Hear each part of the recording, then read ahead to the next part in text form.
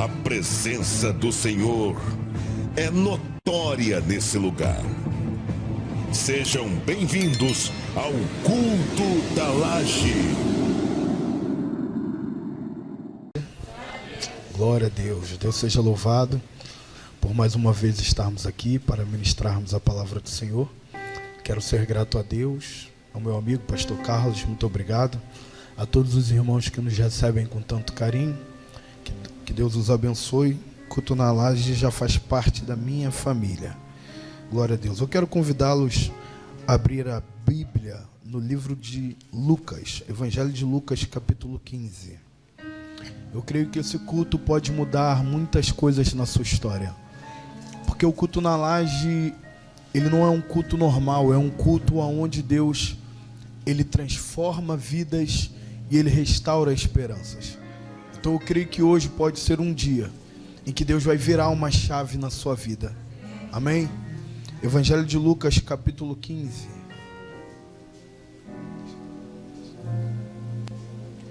Evangelho de Lucas, capítulo 15. Nós vamos ler alguns versículos, do versículo 1 ao versículo 4. E logo após nós iremos para o verso 11. Quem achou, diga amém. Vai dizer assim: todos os publicanos e pecadores estavam se reunindo para ouvi-lo. Mas os fariseus e os mestres da lei criticaram: este homem recebe pecadores e come com eles. Então Jesus lhes contou esta parábola. Verso 11. Jesus continuou: um homem tinha 2 filhos, e o mais novo disse a seu pai: Pai, eu quero a minha parte da herança. E assim ele repartiu a sua propriedade entre eles. Não muito tempo depois, o filho mais novo reuniu tudo o que tinha e foi para uma região distante, e lá desperdiçou seus bens, vivendo irresponsavelmente. Depois de ter gasto tudo, houve uma grande fome em toda aquela região, e ele começou a passar necessidade. Por isso foi empregar-se com um dos cidadãos daquela região, que o mandou para o seu campo a fim de cuidar de porcos. E ele desejava encher. Repita: e ele desejava encher. Amém. Podemos assentar.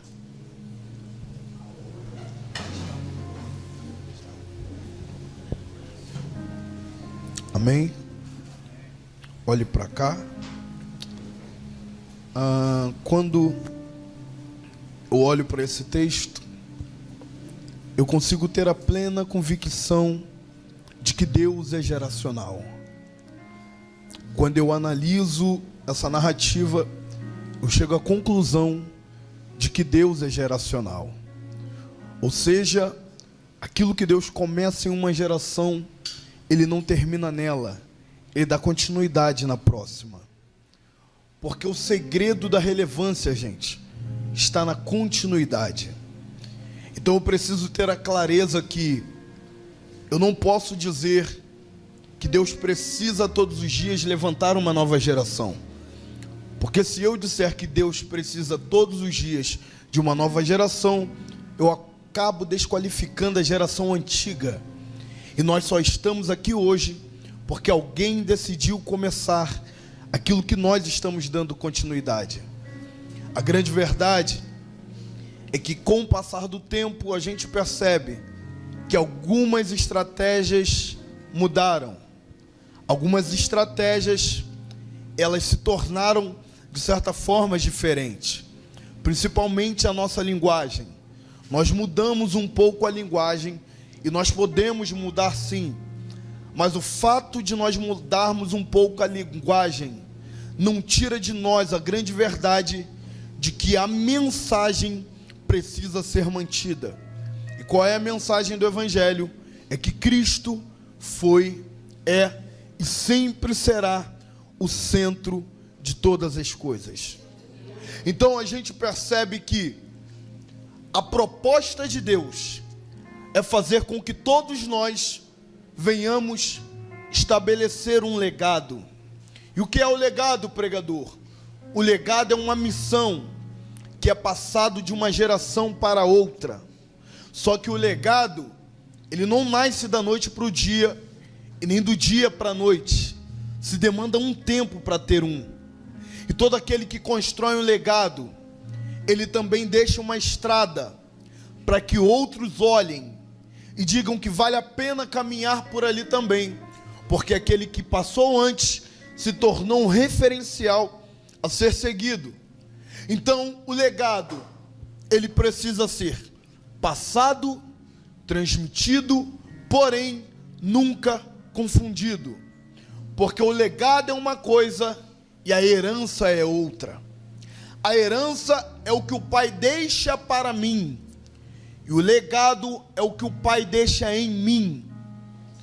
Então, a gente percebe que a nossa geração tem deixado de lado a construção de um legado, porque estão vivendo uma vida baseada naquilo que a terra tem para oferecer. É uma corrida ensandecida na busca daquilo que a gente pode possuir nessa terra. A busca pelo dinheiro, a busca pelo poder, a busca por uma boa casa, a busca por um bom carro. É errado, pregador? Claro que não. Mas o problema, gente, é quando nós tiramos o foco da verdade do Evangelho e começamos a focar naquilo que a vida pode nos dar. E a gente precisa ter o cuidado para não desviarmos a nossa atenção daquilo que Deus está querendo estabelecer em nós, do que aquilo que Ele pode entregar para todos nós. Eu posso sim ter o melhor dessa terra, mas ao invés de focar em ter o melhor dessa terra, eu preciso focar em ser o melhor nessa terra. Então, quando a gente analisa essa narrativa, a gente percebe o que? Os escribas e fariseus, eles chegam até Jesus e decidem interrogá-lo. Só que perceba que essa interrogação é completamente pejorativa e proposital. Dentro deles habita um sentimento de expor, um sentimento de culpa em Jesus. Por quê? O questionamento deles era muito simples. Esse Jesus se assenta com pecadores e come com eles.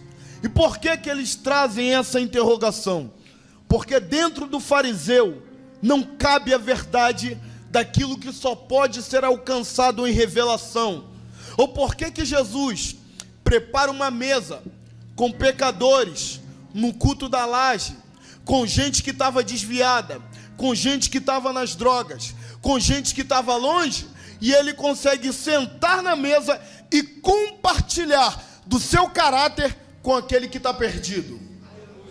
Então eles não conseguem compreender o fato de Jesus se assentar com o perdido e comer com eles e compartilhar desse momento. Só que entenda uma coisa: Jesus nunca será obrigado a responder nenhum tipo de questionamento, seja lá de quem for. Mas o que me choca é que agora Jesus decide responder. E a forma que Jesus responde o questionamento deles mexe comigo, porque Jesus decide responder através de parábolas. A parábola é o desenvolvimento de uma história curta, que se desenvolve em fatos do cotidiano da vida, trazendo um ensinamento moral e um ensinamento espiritual. Então toda parábola traz um ensinamento moral e um ensinamento espiritual. Então quando Jesus traz as parábolas, ele decide fazer com que aqueles homens entendam que o que ele está aplicando é para ser introduzido na vida deles. Porque Jesus propõe 3 parábolas. A primeira, parábola da ovelha perdida. A segunda, parábola da dracma perdida. A terceira, parábola do filho pródigo. E existe então um paralelismo entre as 3 parábolas, onde todas elas falam de perdas. Então analise, Qual o questionamento deles? Ele se assenta com perdidos e come com eles. E qual é a resposta de Jesus? 3 parábolas falando acerca de perdas. Então Jesus está fazendo com que eles entendam que nenhum deles possui nenhum tipo de moral e nem vida espiritual para questionar o fato dele se assentar com um perdido, porque independente de onde eles se perderam, sempre haverá uma chance de voltar para o caminho de novo. Jesus se assenta com o perdido para dizer: você pode até estar perdido, mas eu sou o único caminho, a única verdade e a única vida. Independente de onde você se perdeu na tua história, Jesus hoje está te dizendo: haverá uma chance de voltar para o caminho de novo, quando eu me apresentar na tua história e te dizer que a maior oportunidade é de você caminhar comigo de novo. Glória. É por isso que ele se assenta com o perdido, porque Jesus não tem a preocupação, gente, de quem vem para um culto como esse, independente de como que está a vida lá fora. Porque a partir do momento que eu entro nesse ambiente, o caráter da cultura desse lugar começa a ser introduzido dentro de mim com muita força. Então eu começo a pensar como se pensa aqui dentro, eu começo a andar como se anda aqui dentro, as minhas amizades são a partir daqui de dentro, porque existe poder quando a gente passa dessas portas aqui para dentro. Então Jesus, ele fala através de 3 parábolas, mas eu quero frisar apenas uma, a do filho pródigo. E a parábola do filho pródigo nos faz entender um processo chamado maturidade. Maturidade é um estado ou uma fase de desenvolvimento que envolve caráter, envolve conduta, envolve postura e que mexe com a mente e com o comportamento do indivíduo. Então, quando nós começamos a aderir à maturidade, alguns valores começam a ser introduzidos em nós, e esse conjunto de valores forma uma cultura, fazendo com que nós venhamos estar pautados no autodesenvolvimento humano a partir da palavra de Deus. A maturidade, ela não é uma palavra falada, a maturidade é uma postura tomada. Sabe por quê? Porque não adianta falar sobre maturidade e a minha vida não ser pautada naquilo na qual eu estou falando. Então a vida é a própria voz da maturidade. A forma que eu ajo, o meu comportamento, a minha postura diante das pessoas vai dizer o quanto eu sou maduro ou não. Então perceba, o texto mostra que existe uma casa, um pai e 2 filhos. Dentro dessa casa, aonde essa família é instituída, a gente percebe que um filho, ele tem uma atitude completamente inusitada. E acredite, é normal, gente, dentro de uma casa, um filho crescer com a mentalidade um pouco diferente do outro. É normal isso dentro de uma casa. Mas o problema é quando esse filho descobre que dentro da casa tem alguma coisa que pertence a ele. Sabe por quê?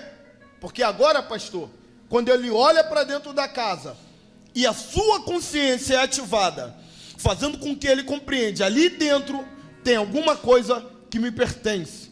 Aí esse filho, o mais novo, chega para o pai e fala assim: pai, eu sei que dentro dessa casa tem coisas que me pertencem. Se me pertence, então me dá.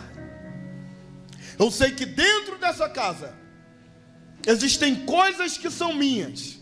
Se são minhas, eu quero na minha mão. E o problema dessa história está aqui, gente. Qual? É quando o filho descobre que dentro da casa do pai tem coisas que pertencem a ele. E por que o problema está aí, pregador? Porque quando ele entende que na casa do pai tem coisas que pertencem a ele, ele para diante do pai e fala: me dá aquilo que é meu. Quando ele entende que dentro da casa do pai tem legado e tem herança, ele fala: eu sei que aqui dentro tem alguma coisa que me pertence, então eu quero. Ou seja, ele olha para o pai, olha para a casa do pai e diz: eu quero a minha parte. Eu quero a parte que me pertence. E o que está acontecendo aqui, pregador?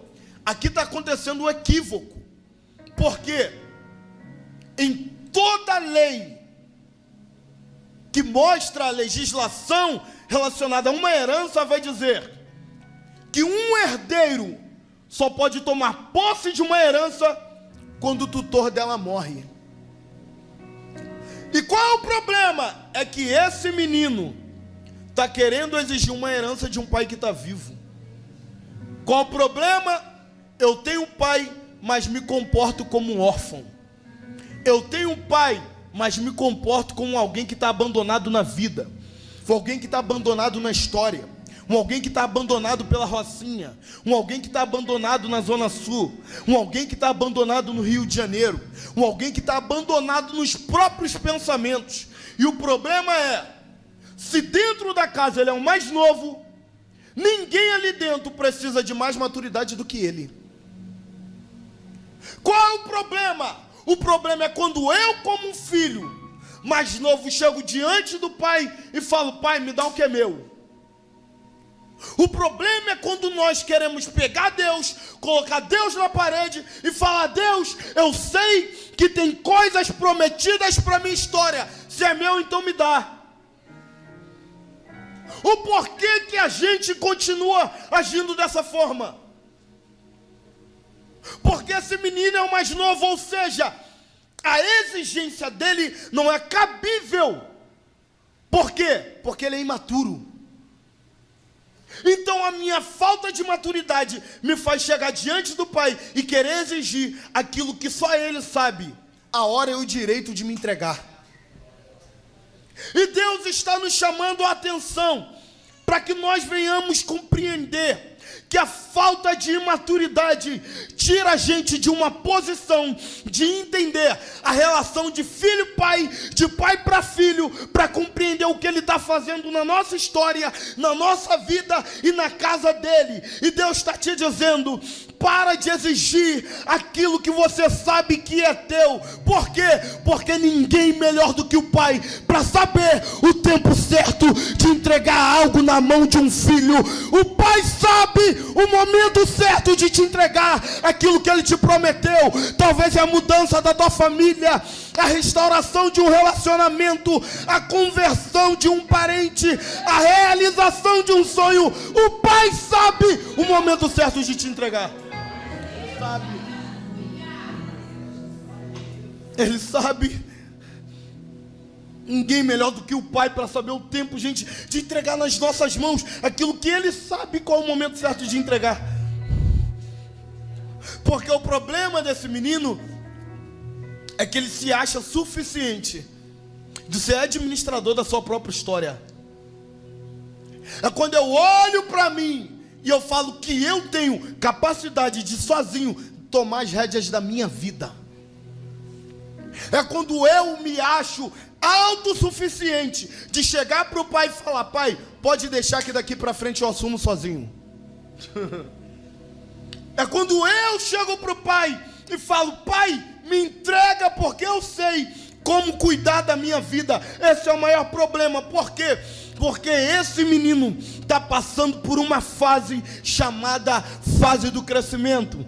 E fase de crescimento a gente não pede nada para o pai. Fase de crescimento a gente só cresce. Fase de crescimento a gente não exige. Fase de crescimento a gente só cresce. Fase de crescimento a gente não pede. Fase de crescimento a gente só cresce. Fase de crescimento eu não tenho que pressionar o pai. Eu tenho que me submeter à verdade daquilo que ele está trazendo para a minha vida.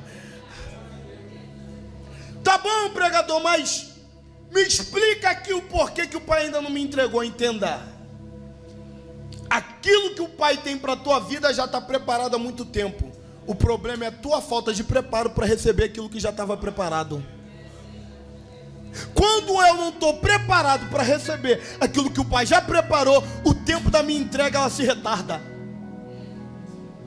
Porque Deus sabe que se algumas coisas forem para a tua mão, você é capaz de perder muito rápido, pela tua falta de maturidade. Ou seja, então a minha decisão na fase de crescimento vai definir qual é o destino do meu futuro. A minha decisão na fase do crescimento vai decidir o que vai ser da minha história daqui para frente. E aí é que está o problema. Sabe qual é a decisão dele? Ele chega para o pai, exige, e o pai faz o quê? Entrega na mão dele. Quando o pai entrega na mão dele, ele olha para as mãos, pastor, e ele pensa: se eu já tenho aquilo que eu queria do pai, para que eu vou continuar na casa dele?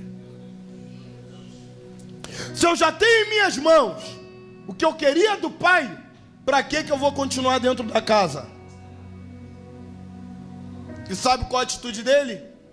Ele pega o que o pai entrega na mão dele e ele vai embora da casa do pai. Sabe por quê? Porque já recebeu. Se eu recebi o que eu queria, para que eu vou continuar lá dentro? E quando ele recebe o que queria de sair da casa do pai, o pai não segura ele. O pai não diz fica. O pai não prende ele lá dentro. Sabe por quê? O pai nunca obriga um filho a ficar dentro de casa. Fica se quiser. O pai não coloca algema, porque Deus nunca vai exigir de nós um genocídio intelectual.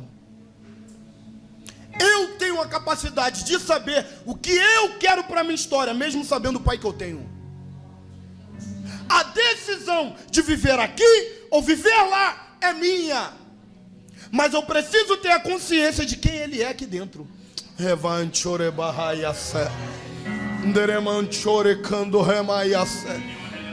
Porque independente de eu ir ou não, o pai continua na casa. Independente de eu sair ou não, o pai continua na casa. Independente se eu partir, pegar as minhas coisas, pegar a minha herança e ir embora para longe, o pai continua na casa. O pai continua na casa. O pai continua na casa. Entenda, o pai ainda sabe a maneira de resgatar um filho. Oh, o pai ainda sabe as estratégias para trazer um filho de volta. Sabe o que acontece? Ele vai embora da casa do pai. Quando ele vai embora da casa do pai, o texto diz que ele vai para uma terra distante. E ele começa a viver uma vida prodigando. O que é prodigando? É uma vida perdendo. Então entenda, aqui dentro ele ganhou do pai. Quando chega lá fora ele começa a perder tudo. Ué, mas não foi o pai que deu? Foi. Mas é possível que eu perca muito rápido aquilo que eu recebi dentro da casa do pai. Por quê? Porque eu não tinha maturidade suficiente para resolver a minha vida ali. Aqui eu tenho um pai. Então eu me garanto naquilo que o pai determina para a minha história. Agora ali, fora da casa do pai, eu tenho que ter peito para aguentar o resultado das minhas próprias decisões. Começou a perder tudo. Tudo começou a sair das mãos dele. Tudo começou a sair da vida dele. E quem nunca viveu isso na vida? Porque agora ele está perdendo. Só que a perda veio para revelar algumas coisas para ele. Só quem perdeu algo na vida consegue entender que dentro de uma perda existia um processo escondido que a minha falta de sensibilidade não me permitia ver. Por que eu perdi? Tem um ensinamento ali dentro. Aonde? Da perda. Tudo aquilo que estava aqui, estava na minha mão, de repente foi embora. Ninguém explica por que se foi, mas tem ensinamento ali dentro. Estava aqui, saiu. Mas agora o pai está querendo fazer com que você perceba algumas coisas que estavam acontecendo que você não via antes.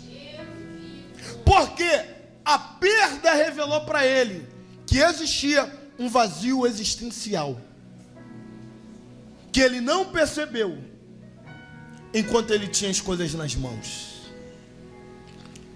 Porque ele está fora da casa do pai, ele está perdendo tudo. E agora a gente percebe o quê? Que um passo sequer, gente, um passo sequer longe da casa do pai já se torna distante demais. Um dia longe da casa do pai é distante demais. Um mês longe da casa do pai é distante demais. 1 ano, 3 anos, não sei. O tempo que for, longe da casa do pai já é distante demais. Então ele está perdendo, e a perda revelou o quê? Que existia um vazio dentro dele. Existia um vazio dentro dele que só foi possível ser revelado através da perda. Quando ele perdeu, a revelação chega. Quando ele perdeu, a visão dele se abre. Porque o texto diz que quando ele vive ali do lado de fora, perdendo, ele vai dizer assim: eu quero me encher. Está escrito. E ele desejava encher-se. E acredite, o texto está dizendo: e ninguém lhe dava nada. Mas calma aí, por que ninguém dava nada para ele? Porque o pai não permitia. Tem hora que Deus trava os acessos. Tem horas que Deus fecha as portas. Tem horas que Deus tira a gente do nosso caminho. Tem horas que ninguém atende o telefone. O que é isso? É Deus dizendo: vou travar tudo para revelar a tua interioridade. Vou fazer todo mundo sumir, para que você enxergue aquilo que está acontecendo por dentro de você. Porque o que tu está vivendo por fora não te deixa ver. Enquanto a gente faz churrasco, a gente não percebe. Enquanto a gente faz festa, a gente não percebe. Enquanto a casa está cheia, a gente não percebe. Enquanto está comprando, está com dinheiro, está no shopping, a gente percebe. Aí vem a tristeza, vem a dor e mostra pra gente, está ali. Está ali. A dor, o sofrimento, a exaustão, o cansaço revela que existe um vazio ali dentro. E o pior, precisa ser resolvido, mas eu não sei como. Porque ele desejava encher-se e ninguém lhe dava nada. Como que eu resolvo um vazio dentro de mim e eu não sei qual é a solução para poder preenchê-lo? Como, Jean, que eu enxergo um vazio na minha história? Procuro de um lado, não resolve. Procura de outro, não resolve. Procuro na frente, não resolve. Ninguém resolve o vazio. Porque Deus não permite. Sabe por quê? Porque esse vazio aí dentro não está relacionado com aquilo que tu perdeu agora fora da casa. Esse vazio dentro de você é a falta da presença do Pai que tu largou lá atrás. Esse vazio dentro de você aconteceu há muito tempo, que ele já vem acontecendo, ó. A partir do dia que você disse assim: eu quero uma parte da casa do Pai, mas não quero mais fazer parte da casa do Pai. Depois desse dia nasceu um vazio. Começou pequeno, mas agora já se tornou grande. A proporção do vazio da tua alma é grande demais, mas você insiste em esconder. Sabe por quê? Só existe um que consegue enxergar. Oh meu Deus, da pele para dentro. Só existe um que consegue enxergar a minha vida quando ninguém consegue ver, quando ninguém consegue enxergar, aonde ninguém consegue tocar. Deus é o único que tem a chave que abre acessos na alma do ser humano. Ele é o único que toca onde ninguém toca. Ele é o único que conhece onde ninguém conhece. Ele conhece a tua dor, ele conhece o teu lamento, ele conhece o sofrimento, ele conhece o teu choro. Ele conhece. A gente finge, mas tem hora que não dá para esconder, gente.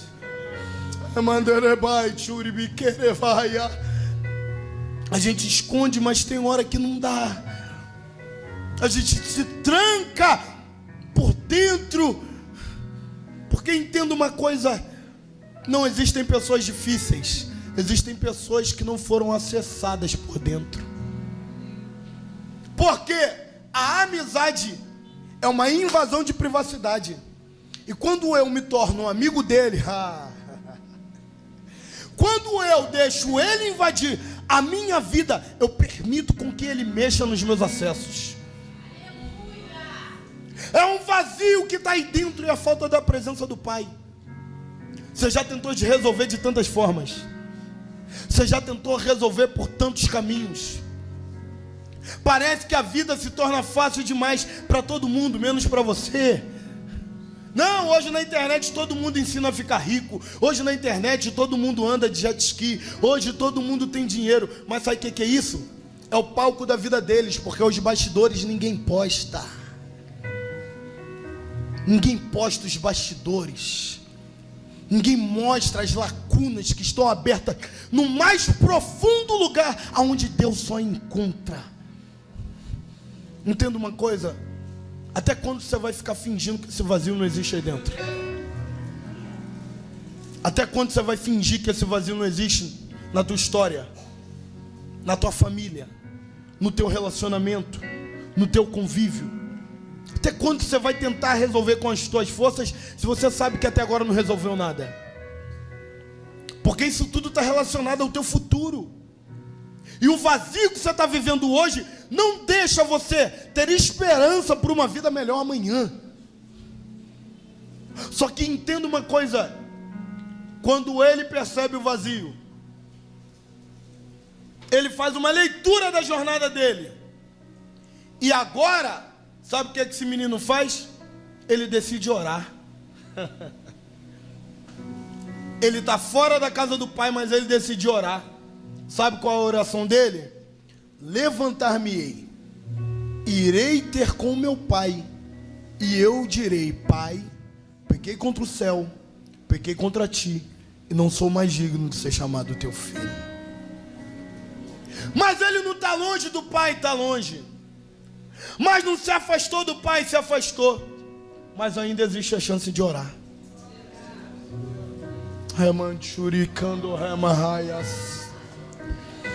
Independente da distância, sempre tem um ponto para voltar a ter acesso ao Pai. Independente de quanto tempo fora, existe uma forma de falar com o Pai de novo. Independente de onde tu se perdeu, você ainda sabe que uma oração resolve tudo. Uma oração resolve a tua história. Uma oração resolve o teu vazio. Uma oração resolve o teu futuro. Uma só resolve. Uma oração resolve a tua vida. Levantar-me-ei, irei ter com meu pai. O que é isso? Ele está dizendo: quem saiu da casa do pai foi eu, e quem vai se levantar sou eu. Eu não vou esperar ninguém vir me levantar, eu vou me levantar sozinho.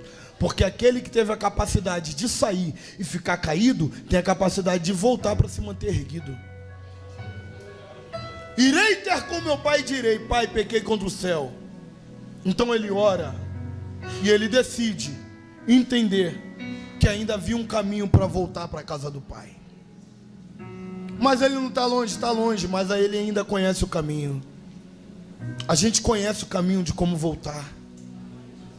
E quando ele volta, a Bíblia mostra que ao chegar na casa do pai, o pai não briga com ele, o pai não bate nele, o pai não diz bem feito. Sabe por quê? Porque a vida já bateu muito nele lá fora.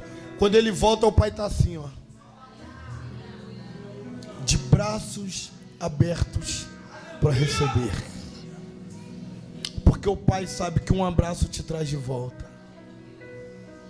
O pai sabe que uma atitude tomada numa segunda-feira como essa, em uma noite do início do mês de junho, pode transformar para sempre a tua história. É uma decisão. Qual a decisão? É decidir voltar. É decidir voltar para o Pai. Chega de viver uma vida correndo para um lado para o outro e tentando tantas coisas. Já não há mais expectativa dentro de você. Só a presença do Pai preenche esse vazio. Só a presença do Pai muda a tua vida. Não, mas tu não sabe o que eu fiz, pregador. Não importa, nem o céu está te perguntando.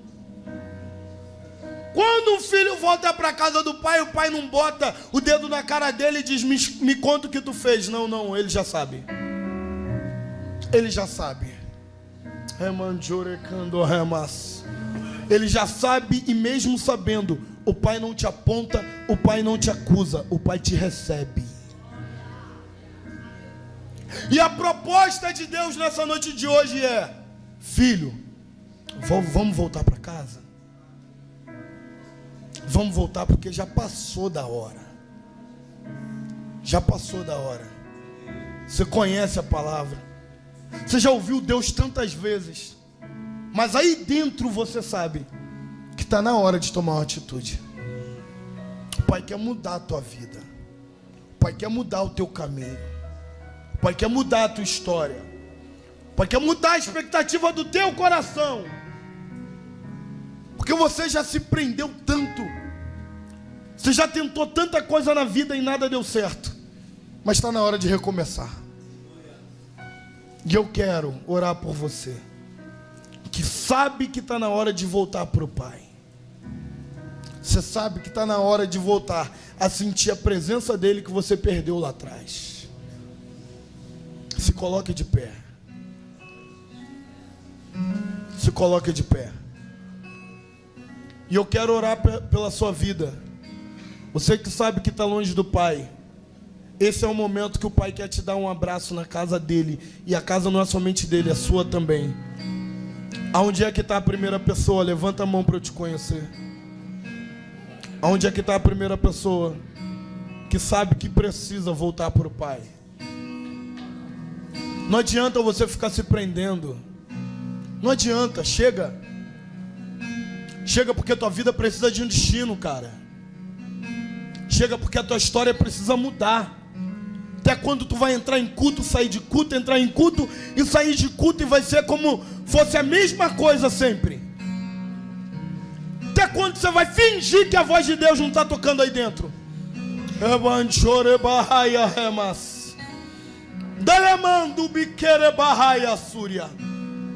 Está na hora de você voltar a ter contato com Ele.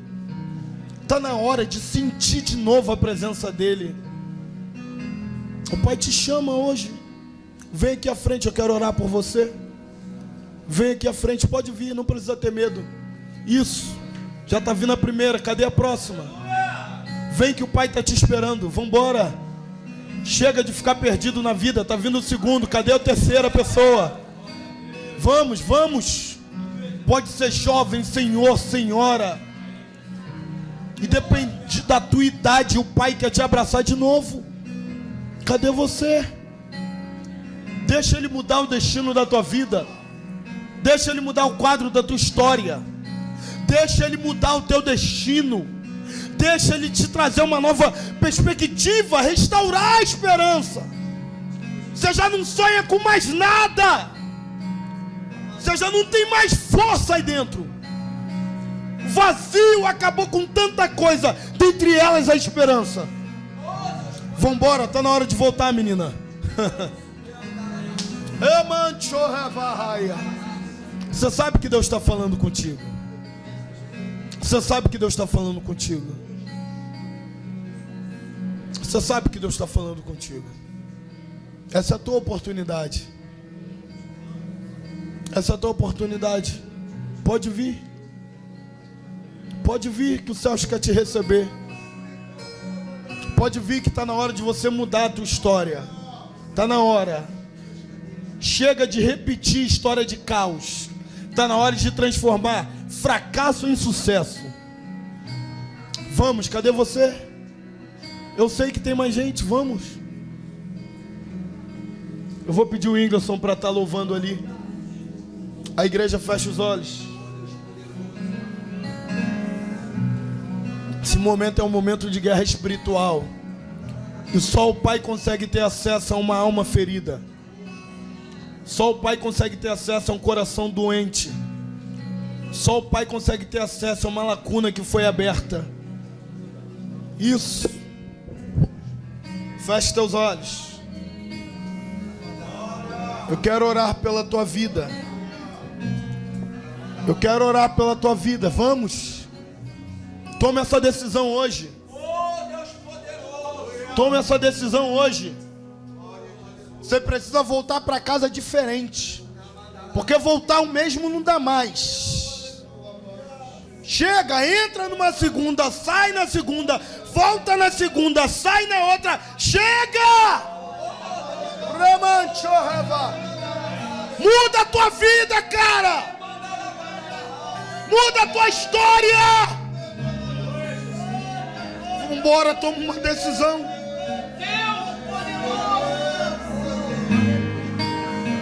Oh, Jesus te ama. Oh, Ramanchoreba. Oh, eu sinto a presença dele aqui, ó. Revarabachoramanamaha. Ramanchorabahaia. Assim, pobre pecador, Deus me ama.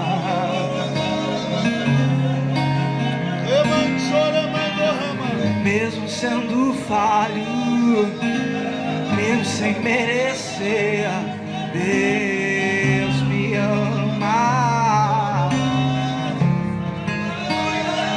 Volta!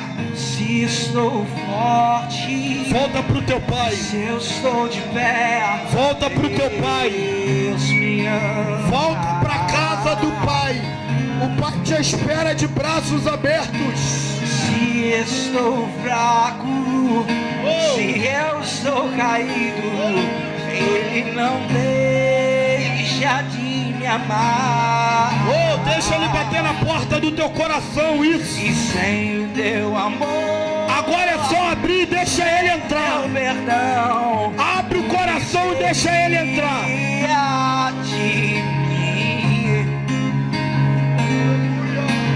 Deus me amou tanto, pegou seu filho para morrer em meu lugar. Ouça a voz de Deus falando contigo nesse momento. Já vem mais um. Vambora que a porta da graça está aberta. A porta da graça está aberta. Chora, mandora, bada, canchorra. Toda a cadeia do inferno cai por terra. Todo laço do inimigo cai por terra. Agora, toda algema invisível cai agora. A poder do sangue do Cordeiro. Sem o teu amor, sem o teu perdão, o que seria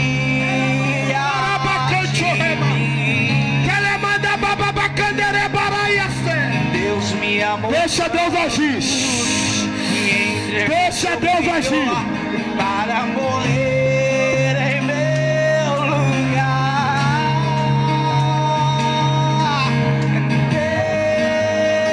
Deus me ama e o seu amor. Vamos, volta pro teu pai.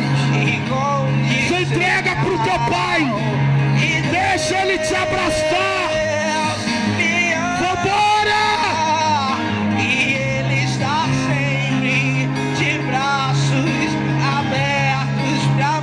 Teu pai te espera. Deus me ama e o seu amor é tão grande e incondicional. E Deus, oh glória, me ama. Oh glória. Eu sei que Deus está tocando, mas você está se prendendo no banco. Vem logo. Abertos pra mim. Vem logo. Eu estava longe, você estava. Eu tive em troca e senti.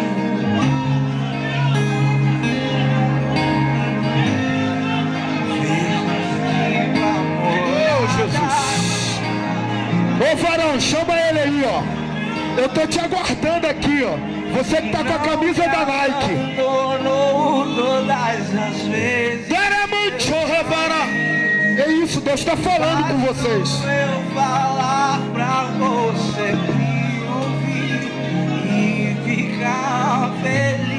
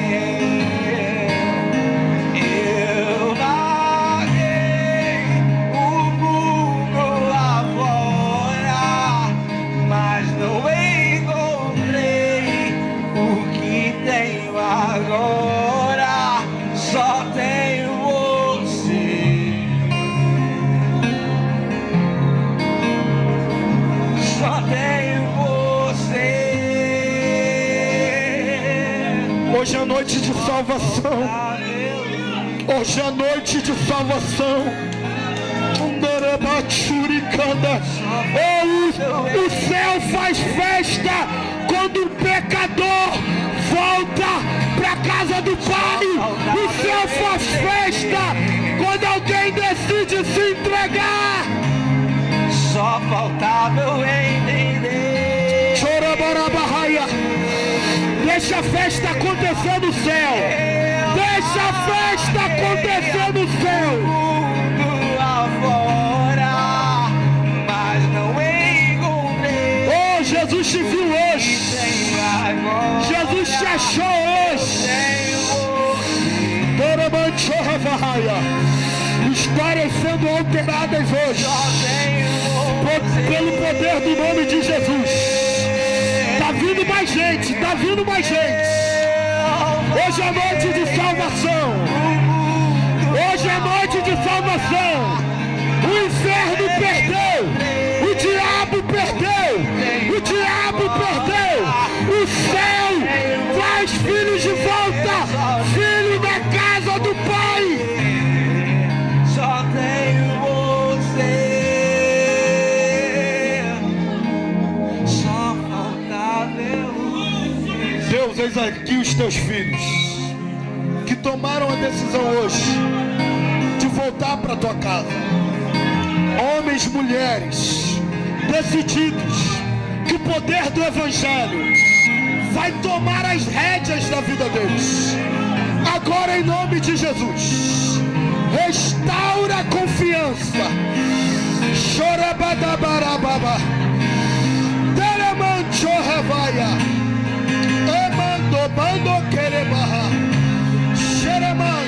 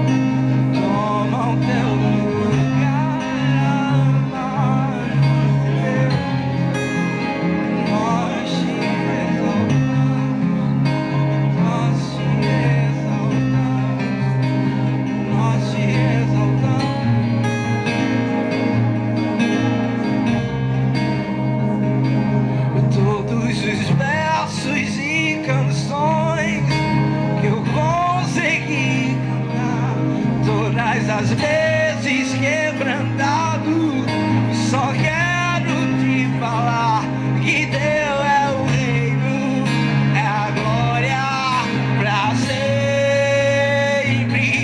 Deus é o domínio e o poder, e amém, amém. E Deus é o reino e a glória pra sempre.